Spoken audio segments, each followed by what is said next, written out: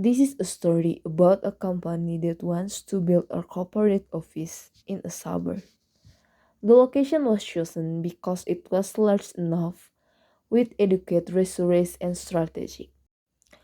However, the company had to face some obstacles, namely the rejection of local residents because the location is a vegetable plantation area, which is a source of livelihood for the local community. To address this issue, the company director negotiated with the local company, represented by the head of the neighborhood association and the head of the community association. Good morning, everyone. Please introduce myself. My name is Andreas Kertarasan.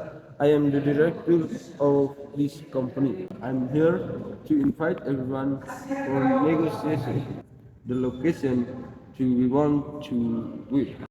I heard that some local people do not approve the development in this area. What do you think about this?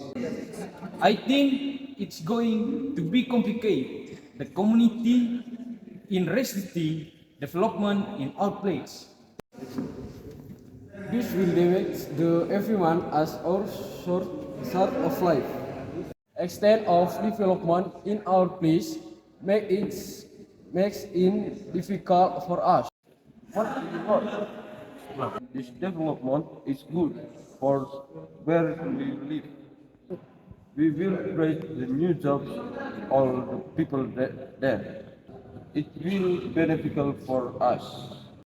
The director and their resident negotiated on this issue.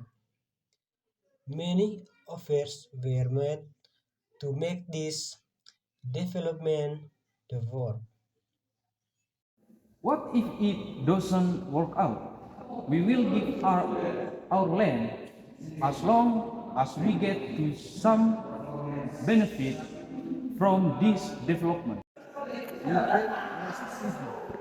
We have consultants who are reliable this building in building. We will not damage the environment and harm the community. All right, we agree to this deal. Thank you. Thank you very much. Finally, the den was approved and construction continued on the site.